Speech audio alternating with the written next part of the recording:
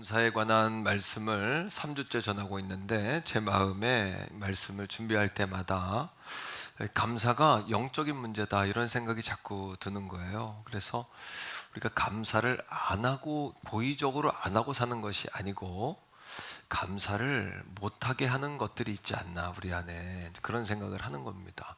그래서 단순히 감사는 이게 감정의 문제가 아니다. 영적인 문제다. 이런 생각을 이제 하는 것이죠. 어떤 분에게는 마음에 상처가 있을 수도 있어요. 사람에 대한 어떤 뭐 배신감도 있을 수 있고 또 이렇게 마음에 뭔가 이렇게 칭찬받지 못한 그래서 늘 판단받고 이렇게 비판받고 자란 그런 상처도 있을 수 있는데 상처는 다 있습니다. 그런데 문제는 상처는 치료가 돼요. 그런데 이 상처가 해결이 안 되면 뭐가 되냐면 뿌리가 됩니다. 뿌리가 돼서 거기에서 그 쓴뿌리가 돼가지고 거기에서 열매가 맺혀지는데 쓴 열매들 그러니까 온전한 참 열매가 아니라 쓴 열매들이 맺혀지는 거죠. 우리 안에도 평소에는 몰라요. 평소에는 잘 모르는데 사람마다 다 마음의 약점이 있거든요. 그 아킬레스건이라고 하는데 그 마음의 약점들이 건드려지면 어떻게 되냐 하면 평소에는 젠틀하고 문제가 없던 사람도 확 뒤집어지는 거예요. 그러면서 이 안에 꾸정물들이 확 나오는 거예요. 그러면 상대방을 핥힌 말을 하게 되고 또 공격적인 말을 하게 되고 또 이걸 통해서 이간질이 되어지고 또 결국은 어떻게 돼요? 사탄은 그런 기회를 놓치지 않죠. 디아블로스라는 이름 자체가 이간질하는 자다 이런 뜻이고 또 틈을 벌리는 자다 또 시험하는 자다 말 그대로거든요. 그 타이밍을 마귀가 딱 노리기 때문에 따라합니다. 감사의 문제는 영적 문제다.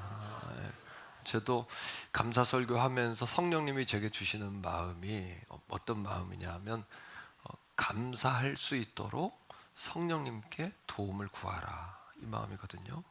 그러니까 저도 말씀을 준비하면서 제가 먼저 어려운 거예요. 마음이 나는 감사하고 있냐 오감사 뭐 1차적 감사는 하고 있지만은 정말 내 영에서 이 깊은 곳에서 감사가 흘러나와 넘치느냐 이런 고민을 하게 되는 거죠. 그러니까 오늘 말씀을 들으면서 어떤 분들은 이 감사라는 주제의 설교가 어려운 분이 있어요. 부딪히는 분들이 있고 이게 굉장히 괴로운 분들이 있을 거예요. 이 말씀을 들을수록. 하지만 그것이 성령님은 우리를 따뜻하게도 감싸지만 예리하게 채찍도 하시거든요.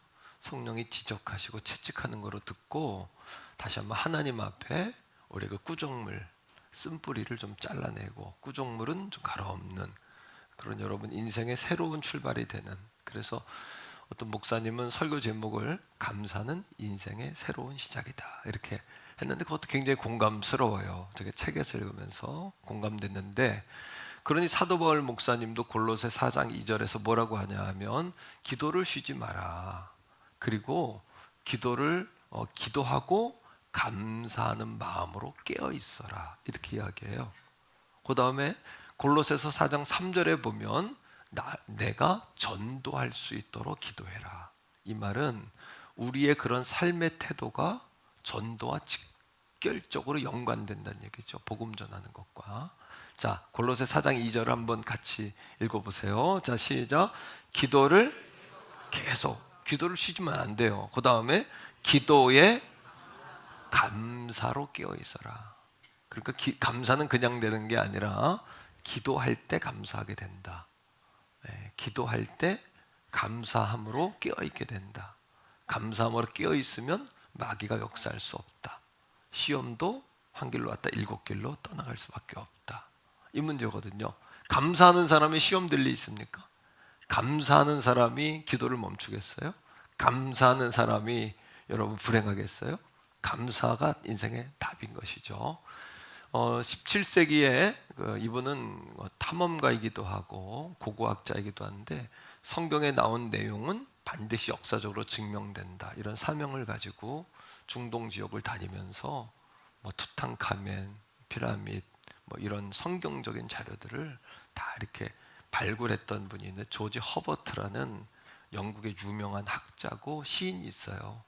그분이 쓴 시 가운데 이런 시가 있습니다. 하나님, 당신은 내게 너무나 많은 것을 주셨습니다. 그러나 오늘 한 가지를 더 구합니다. 내게 감사할 수 있는 마음을 부어주소서. 이렇게 구했어요. 그러니까 이분의 기도를 들어도 시를 통해서도 우리가 깨닫지만 감사라는 것도 내 마음대로 할 수 있는 것이 아니라 성령님이 도와주셔야 되는구나. 하나님이 그 마음을 주셔야 되는구나. 영적이라는 거죠. 미국의 속담에 이런 얘기가 있습니다. 가장 어려운 수학 문제는 무엇인가? 라는 질문인데 수학 가운데 가장 어려운 수학은 뭐냐 하면 우리에게 주신 감사의 수를 세는 거래요. 이거는 맞출 수가 없는 거예요. 그러니까 가장 어려운 산수고 가장 어려운 수학이에요. 웃을 수 없는 속담인데 왜요? 우리가 받은 것이 너무나 많지만 사람들은 받은 것들을 잘 기억하지 못한다는 이야기죠. 또 속담 가운데 그런 말도 있죠. 원수된 마음은 어디에 새겨라? 흐르는 물에 새기라 그러고 감사한 것은 어디에 새겨라? 돌에 새겨라. 잊지 마라. 그런데 우리는 거꾸로죠. 예.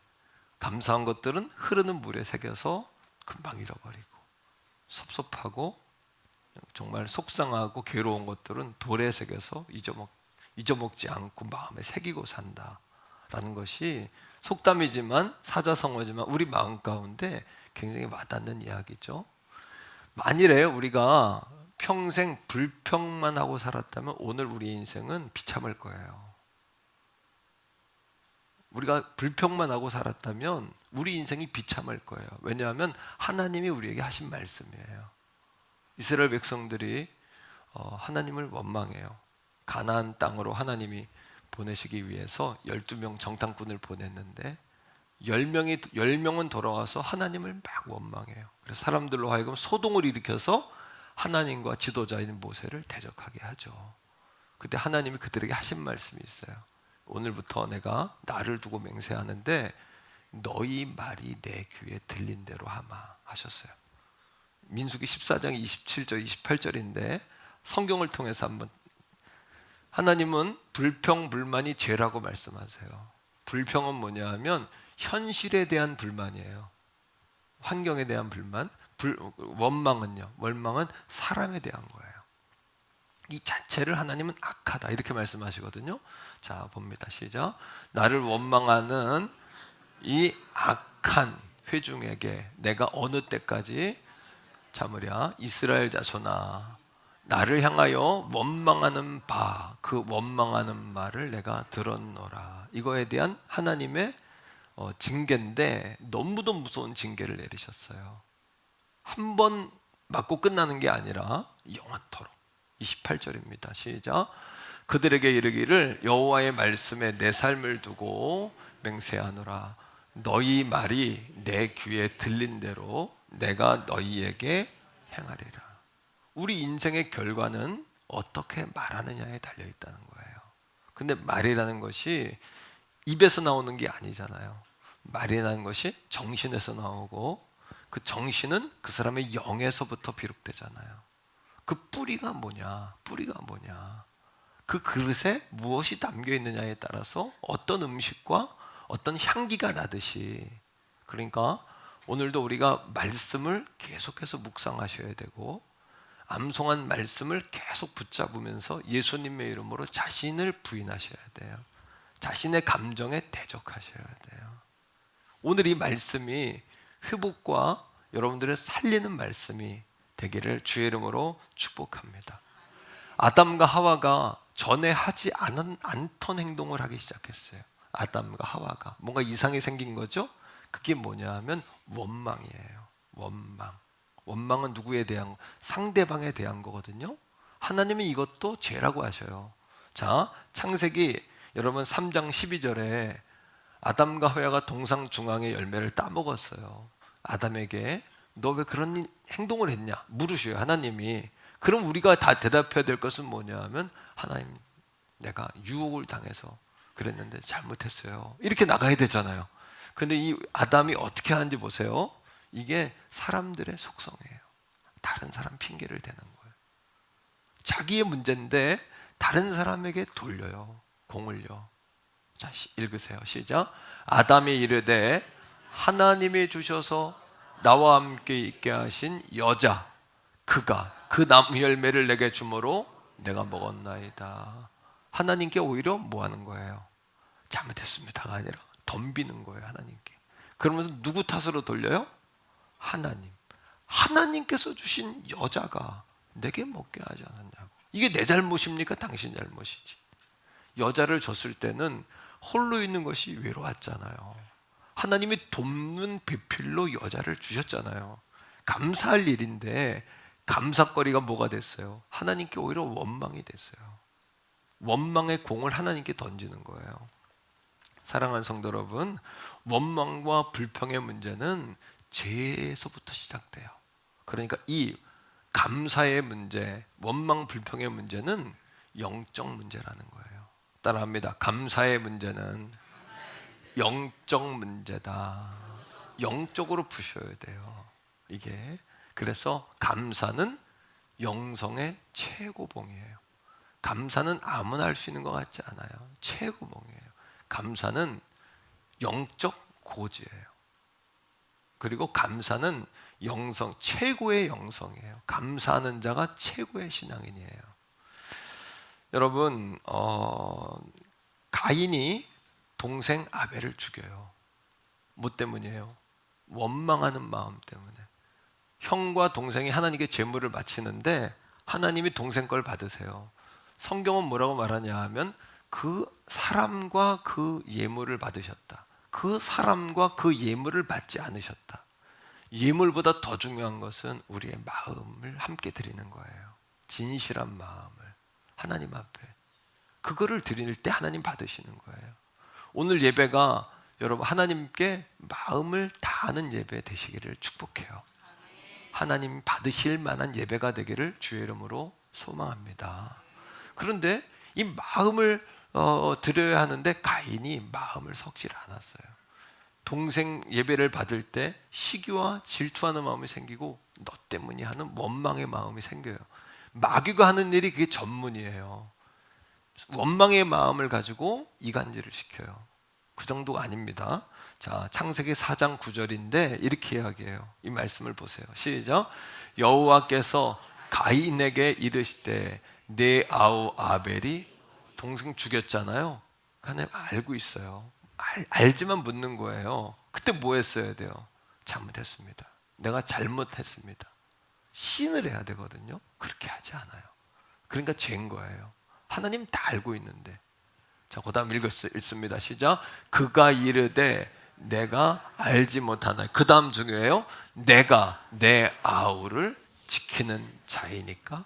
하나님께 신경질적으로 반응하는 거예요. 하나님께 신경질적으로 반응하는 거예요. 결국은 뭐예요? 원망하는 마음을 통해 사단이 역사해서 이간질을 시켜요. 하나님과 가인 사이도 이간질 시켜버리는 거예요. 이거 무서운 거예요. 그래서 원망과 불평, 감사의 문제는 뭐의 문제다? 영적 문제다. 하나님께서 종에게도 이 말씀을 준비하면서 기도를 시키는데 내 안에도 감사의 마음이 흘러 넘치냐? 하나님 앞에 제가 그런 질문을 던졌어요. 마음 깊은 곳에서 그렇지 못하게 나를 묶고 있는 그 뿌리가 뭘까? 그 뿌리를 찾기 위해서 하나님께 묻고 하나님 그 쓴뿌리 태워주세요. 구정물 다 쏟아내게 해주세요. 그래서 하나님 내 영 깊은 곳에서부터 감사가 터지게 해주세요. 그러면서 생각난 한 가지 어떤 그림이 있었어요. 여러분 한번 따라합니다. 감사할 수 없을 때 그때가 더 감사해야 할 때이다. 우리가 평생 불평불만하고 살았다면 굉장히 비참한 삶을 살 거라 그랬어요. 그게 하나님의 약속의 말씀이잖아요. 그런데 여러분, 제가 사춘기 시절 중학교 2학년 때쯤 됐을 때 아버님이 은행원이고 어머님이 목재상을 했다고 가끔 얘기했는데 부도가 나서 다 망한 거예요. 하루아침에 정말 그렇게 망해도 망할 수 있을까? 너무 충격이었어요. 제 어린 나이에 제 눈에 부모님의 모습이 너무도 충격적이었어요. 그러나 사랑하는 성도 여러분, 그때 가족 간에 원망하고 당신 탓이라고, 심지어 보증 서서 망한 거예요. 아버님이 보증을 쓴 거예요. 그러니 어머님이 아버님에게 당신 탓이라고, 아버님은 어머니에게 왜 그때 안 말렸냐고 이렇게 싸웠다면 그때 우리 집안 다 죽었어요. 왜? 죽기 딱 좋은 형편이었어요. 한 칸 방에 할머니까지 7식구가 칼잠을 잤는데 가운데는 전기장판과 연탄 난로를 피우고 있었기 때문에 그때 우리가 원망하고 불평하고 다퉜다면 그때 우리는 다 죽었을 거예요. 아마 오늘은 없었고 저도 없었을 거예요. 말씀을 준비하다 그게 떠오른 거예요. 가난이 우리를 불편하게 하고 때로는 서글프게 해요. 이건 맞아요. 그러나 어린 시절이지만 불평하지는 않았던 것 같아요. 왜냐? 우리 앞에서 불평하는 모습을 보여주지 않은 부모님 때문이라고 저는 감사드려요. 그것이 은혜라고 저는 믿습니다. 사랑하는 성도 여러분, 또 한 가지는 그 불평의 상황 속에서 기도하기로 작정하신 부모님들이 있었기 때문이에요. 일을 끝내고 밤이면 그 추운 겨울에 보따리를 싸가지고 교회로 가세요, 두 분이. 교회 가서 밤새 울고 밤새 기도하고, 그러니 불평할 것이 남아있을 수가 없었을 것 같아요. 밤새 울고 통곡했으니 아침에 돌아온 그분들의 얼굴은 해와같이 빛나는 모습이었었어요. 그것이 늘 자녀들에게 기쁨이었고 감사했던 기억이 나요. 또 옆에서 청소년식이니까 삐뚤어질까 봐 교회 선생님들이 날마다 돌아가며 찾아오고 밥 사주고 여러분 만나주고 그랬던 선생님들. 어린 나이지만 성전에 와서 기도할 때마다 성령님께서 등을 쓰다듬어 주는 느낌. 등이 따뜻하게, 날마다 등이 따뜻해요. 머리서부터 뜨거운 기운이 내려와 성령이 임하시는 거죠. 뜨거운 기운이 임하면 여러분 가슴이 뜨거워지고 어린 나이지만 눈물이 퍽 터지니까 기도하는데 불평할 틈이 어디 있어요? 기도하는 사람에게 하나님 앞에 펑펑 울고 하나님 앞에서 다 여러분 쏟아놓는 사람이 사람들 앞에 불평할 틈이 어디 있겠어요? 그 감정이 얼마나 남아있겠어요? 그러니 골로새 4장 2절에 이 짧은 말씀이지만 기도를 계속하고 기도에 감사함으로 깨어있으라. 이 말은 사도 바울 목사님이 그냥 쓴 말이 아니라 자신도 때로는 매를 맞고 죽을 고비를 넘기고 오해받고 정말 자기가 사랑을 줬던 사람들에게 먼저 배반을 당하고 그랬던 바울 목사님이 자신이 체험적으로 깨달은 말씀인 거예요. 내가 불평하고는 내가 살 수 없는데 감사하려니 감사할 힘이 없다. 그런데 기도를 계속하고 기도하며 감사에 깨어 있었더니 내가 이 숨통을 유지할 수 있더라. 어느 날 명절 아침 아무것도 먹을 게 없는데 제가 가끔 이야기했을 거예요. 옆집 가서 쌀하고 생선 한 마리 빌려다가 7식구 할머니까지 돌로 앉아서 4명의 자녀들이 똘망똘망 눈을 뜨고 부모님 쳐다보고 있는데 그거 놓고 그때 뭐 했냐? 2가지 중에 하나예요. 불평할 수 있어요. 이거밖에 없냐고 불평할 수 있어요. 자식들이 부모에게 고기 달라고 할 수도 있어요. 철떡서니 없이. 그러나 그거 놓고 예배한 거예요. 그거 놓고 예배한 거예요. 그때 예배하지 않고 불평했다면 우린 다 죽었을 거예요. 이미 목숨 끊었을 거예요. 이미 지옥이었을 거예요. 하나님의 종이 제가 될 수 없었을 거예요. 어렵지만 사랑받는 감정으로 큰 것은 그런 예배하는 분위기 때문이에요. 불평하거나 원망하지 않았던. 그리고 온 가족이 울었어요. 뭐 때문에 울었을까요? 서글퍼서 울었을까요? 괴로워서 울었을까요? 아니요. 예배의 능력은 뭐냐 하면 우리가 하나님의 자녀된 것이 감사해서 눈물이 나요. 그 상황에서도. 예수님이 나를 위해 십자가에 죽으셨는데 아들까지 주시니가 내게 무엇을 주시지 않겠느냐는 믿음이 생기는 거예요. 그리고 하나님의 자녀된 것 감사, 하나님께서 이루어 주실 줄로 믿으니 감사하게 되는 겁니다. 따라합시다. 감사할 수 없을 때 그때가 더 감사해야 할 때이다. 사랑하는 성도 여러분, 피차 서로가 감사할 수 있도록 도우셔야 돼요. 남편과 아내가 서로 도와야 돼요. 뾰족한 말 예사로 넘기지 마세요. 자꾸 싸우는 부딪히는 분위기 예사를 여기지 마세요. 또 한 가지, 남편 때문이야 아내 때문이야가 아니라 내 안에 쓴뿌리가 있어서 내 안에 상대를 여러분 칼과 같이 찌르는 말을 했다면 이제는 솜털처럼 부드러운 말, 달콤한 말, 살려주고 세워주는 말로 상대를 깨우는 우리가 돼야죠. 믿습니까 여러분? 자, 골로새서 4장 6절인데 바울 목사님이 이렇게 말씀하세요. 시작. 너희 말을 항상 은혜 가운데서 소금으로 맛을 냄과 같이 하라. 소금으로 맛을 친 것처럼. 소금이 안 들어가면 얼마나 음식이 맛이 없습니까? 아무리 좋은 재료도 소금 안 들어가면 못 먹습니다. 그 다음에 읽어요. 시작. 그리하면 각 사람에게 마땅히 대답할 것을 알리라. 소금으로 맛을 낸 것 같이 그 사람에게 말을 할 때 골로새 4장 3절의 말씀처럼 전도의 문이 열리는 거죠. 복음의 문이 열리는 거죠. 여러분 안에 원망과 불평의 마음 있다면 그거 쉽게 여기시면 안 돼요.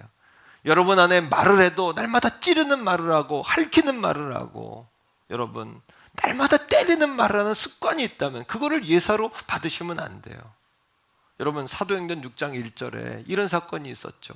초대교회의 어머니 교회인 예루살렘 교회에 싸움이 일어나요. 헬라파 여러분 과부와 유대파 과부, 히브리파 과부들 구제하는 문제 때문에 우리를 더 준다, 우리를 덜 준다 하는 문제 때문에 싸움이 나요. 이것 때문에 7 여러분 집사가 세워지긴 했지만 제자들은 위기를 맞아요. 제자들은 큰 위기를 맞습니다. 초대교회가 찢어지게 생긴 거예요. 다시 말하면 전도의 문이 막힌 거예요. 교회 안에 불평과 원망이 있는 어떻게 전도의 문이 열립니까? 하나님 보실 때 어떻게 그 교회로 여러분 영혼을 보냅니까? 싸우고 찢겨져 있는데 영적 느낌이 불안한데 가정에 어머니 아버지 다투면 자녀들은 들어오기 전부터 분위기로 알잖아요. 그 분위기 싸잖아요. 새 가족들이 와가지고 그 어린 신생아들이 와가지고 교회 분위기 싸한데 여러분 초대교회가 부흥이 됐겠습니까? 이런 문제가 우리 교회 가운데 있다면 여러분 어떻게 하실래요? 목사님 시간 가면 해결됩니다. 아니요. 교회 안에 뾰족한 말, 핥히는 말, 찌르는 말이 투성이라면 그 문제 어떻게 하면 좋을까요? 목사님 다 인격적으로 온갖 교회랑은 중앙시장 아닙니까? 중앙시장이 뭐예요? 이쪽에서도 오고 저쪽에서도 오고 다 오니까 목사님 다 교회라는 곳이 그런 곳 아닙니까? 아니요.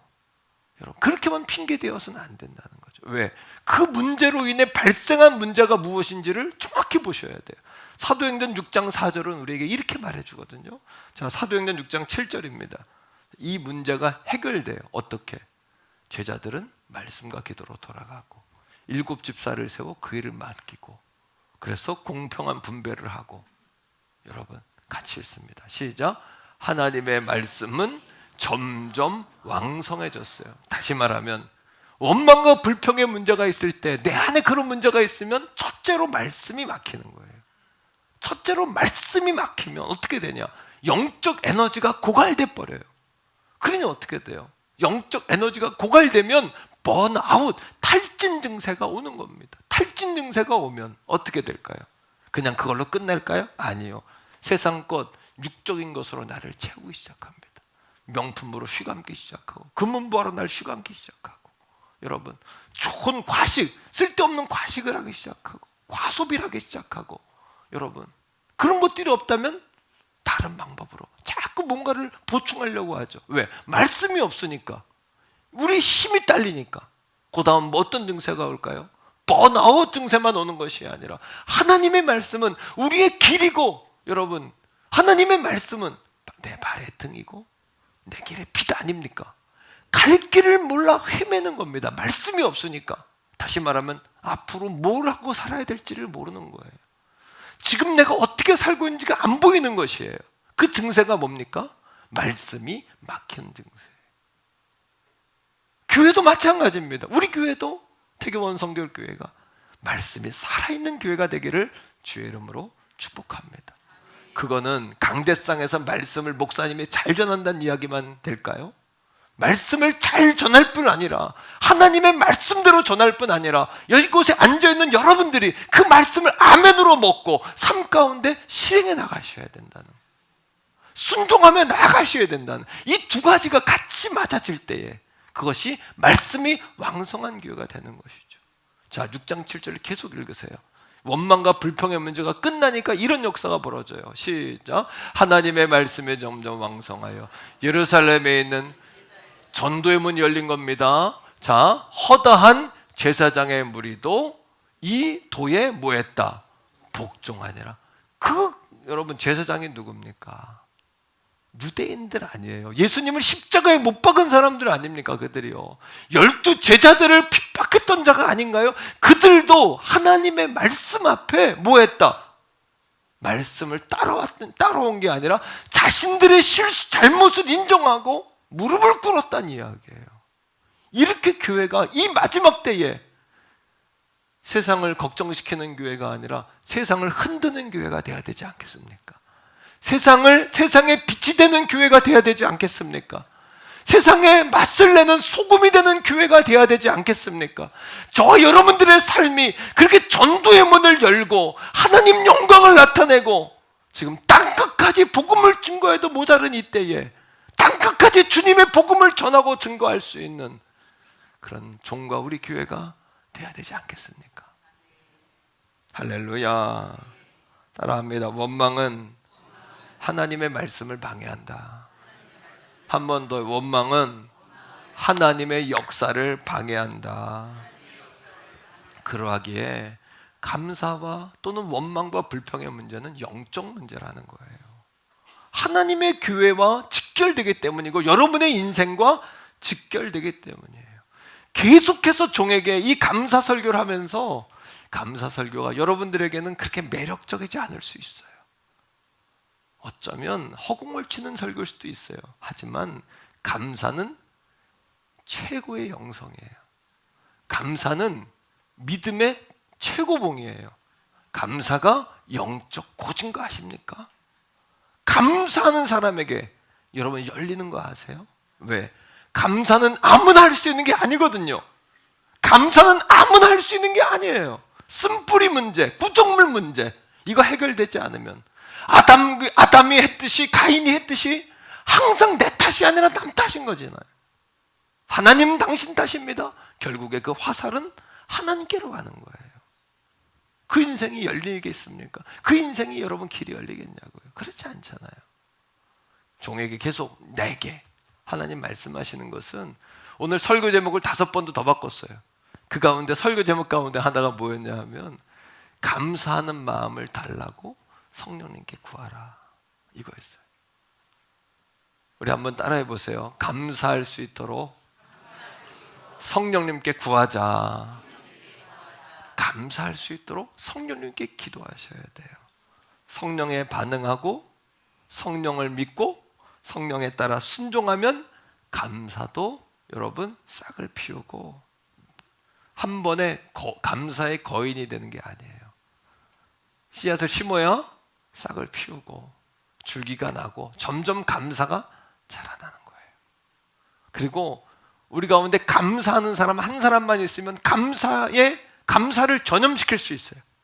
한 사람만 감사의 거인이 있으면 오늘 이 시간에 셀마다 기관마다 이 자리 예배한 여러분 가운데 감사의 거인들이 좀 나오시기를 축복합니다.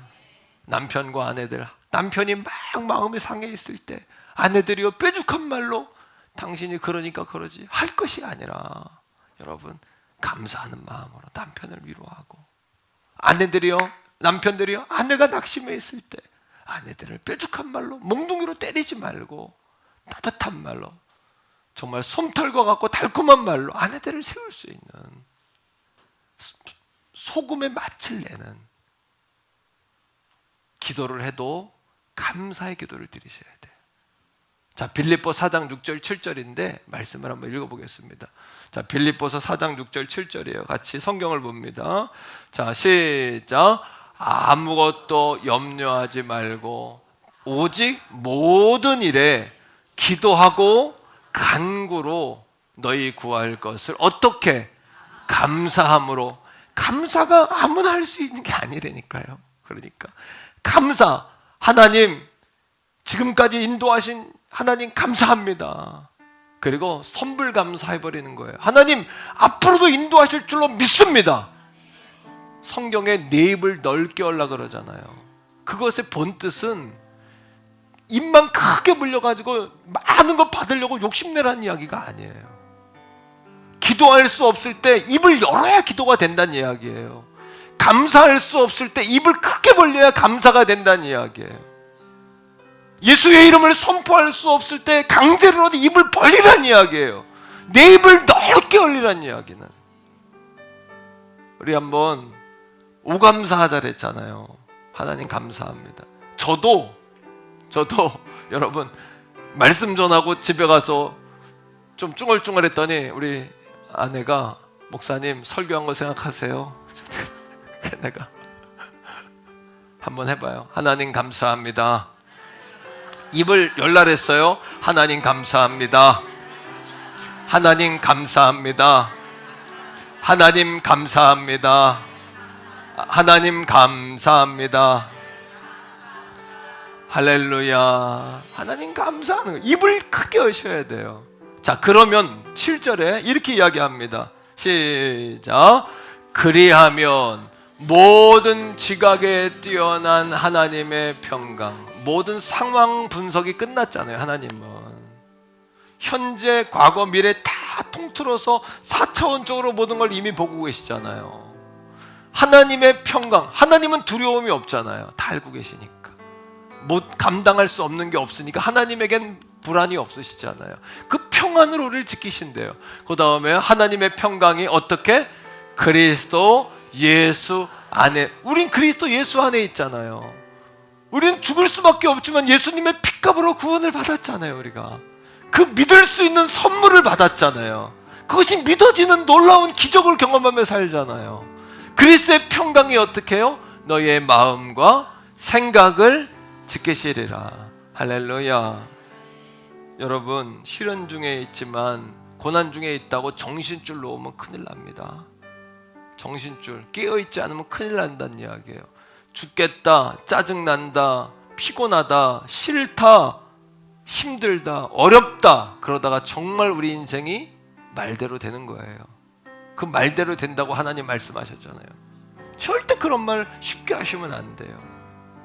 제가 감사의 증인 한 분 소개하고 말씀을 마치려고 그래요. 어떤 목사님이, 제가 잘 아는 목사님인데 그 목사님의 아버님이 목사님이에요. 인천의 베델감리교회라고 교회를 개척해서 큰 교회를 만들었어요. 성공하셨어요. 성공보다도 큰 교회를 이루셨어요.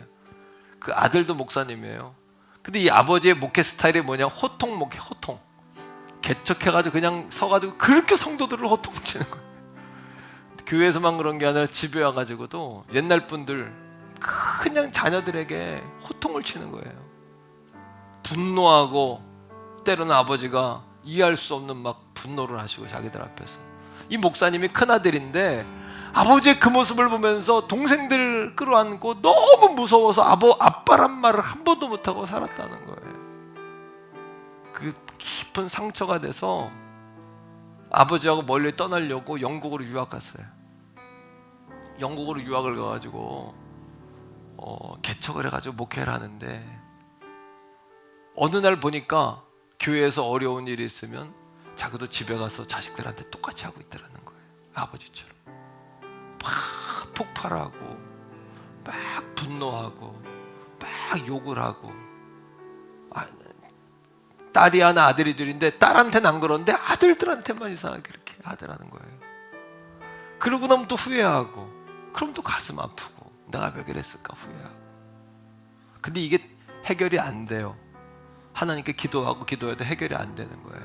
어느 날 하나님 말씀을 묵상하다가 환상이 보였어요. 하나님 환상을, 성령께서 환상을 보여주신 거예요.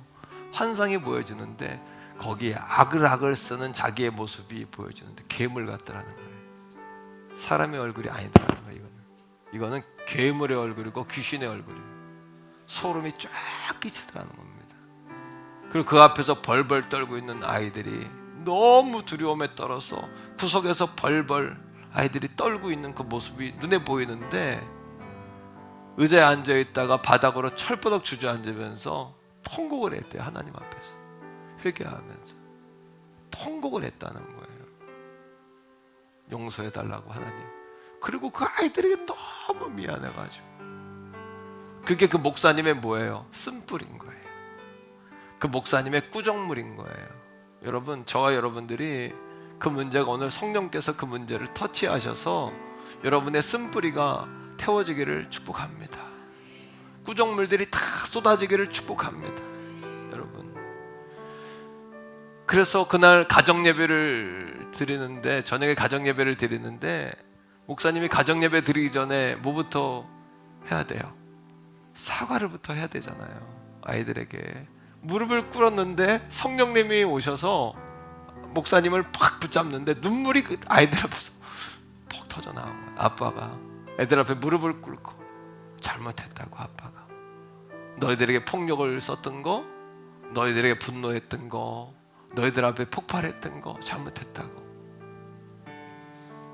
막 울면서 아버지가 아이들에게 사과하고 용서를 빈 거예요. 그러니까 아이들이 아빠의 목을 끌어안고 다 아빠 괜찮다고, 우리는 생각도 안 하는데 왜 그러냐고, 아빠 괜찮다고 같이 그날 예배를 시작과 끝이 그냥 울다가 통곡하다가 그냥 끝나버린 거죠. 그리고 놀라운 역사가 벌어졌어요. 가정에 목사님 마음에 자유함이 온 거예요. 평안과 자유가 온 거예요. 그리고 아이들이 신앙생활하는 태도가 달라지더래요. 그리고 아이들의 앞길이 하나하나 열리기 시작하더라는 거예요. 앞길이. 자기가 자녀들하고 관계가 회복되면서 떠오른 사람이 있었어요. 누굴까요? 아버지. 아빠라고 한 번도 불러보지 못했던 그 아버지, 무섭기만 했던 아버지, 은퇴하고 지금은 인천에 계시는 아버지를 찾아갔어요. 50이 넘은 목사님이 아버지를 모시고 나가서 지금 90 가까이 되신 아버지를 모시고 가서 맛있는 식사를 대접하고 같이 걷다가 자기도 모르게 아버지의 손을 잡으면서 아빠 그런 거예요. 그럼 이 아버지가 얼마나 당황스러운지 헛기침을 하시더래요. 너무 당황스러우니까 헛기침을 하면서 자기는 아이들이 아빠라고 부를 때, 그 문제가 풀어질 때 아이들이 아버지를 아빠라고 부르기 시작한 거죠. 오늘도 태교본 선결교회 사랑하는 성도 여러분, 감사의 문제는 영적 문제예요. 그리고 감사는 영성의 최고봉이에요. 믿음의 최고 절정이 감사예요. 감사의 문제를 소홀히 여기시면 안 되고, 원망과 불평의 문제를 소홀히 여기시면 안 돼요. 시편 100편 4절 5절의 말씀을 쉬운 성경 버전으로 읽고 말씀을 마치겠는데, 감사할 때 하나님의 문으로 들어갈 수 있어요. 같이 읽습니다. 시작. 감사의 노래를 부르면서 그분의 성문으로 들어가십시오. 찬양을 드리면서 그분의 뜰 안으로 들어가십시오. 그분에게 감사하고 그분의 이름을 찬양하십시오. 여호와는 선하시고 그분의 사랑은 영원합니다. 그분은 선하시고 그분의 사랑은 영원하시기 때문에 우리가 감사로 그 문에 들어가기만 하면, 감사만 하면 하나님 앞으로 들어갈 수 있다는 거예요. 억지로라도 감사하셔야 되고, 감사할 수 없는 근원을 찾으셔야 되고, 여러분, 우리 안에 그런 상처와 불과 같은 우리의 성품들이 여러분 다시 한번 다듬어질 수 있는 오늘 이 아침 될 수 있길 축복해요. 주여 한번 부르고 기도할 때 한 성령님 사로잡아 달라고, 내 힘으로도 누구로도 되지 않습니다. 성령님 붙잡아 주세요. 역사해 주세요 하는 마음으로 주여 한번 부르고 기도합니다. 주여 성령님